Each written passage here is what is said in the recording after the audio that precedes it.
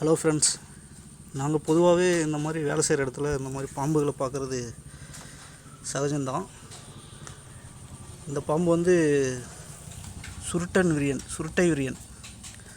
அதிகமாக இந்த பாம்பும் கண்ணாடி விரியன் தான் நாங்கள் வேலை செய்கிற இடத்துல அதிகம் பார்க்குறது உண்டு. இன்றைக்கி இந்த தென்னை மரத்தை இந்த மாதிரி நான் வேர்பகுதியை சுத்தம் பண்ணிகிட்டு இருந்தேன். அப்போ அதுக்கு இடையில தான் புல்லுக்கு இடையில தான் அந்த பாம்பை நான் பார்த்தேன்.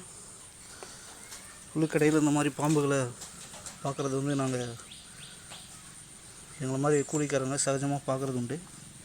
இது சின்ன பாம்பு தான், சுருட்டை விரியன். சின்னதாக இருந்தாலும் நல்ல விஷமுள்ள பாம்பு.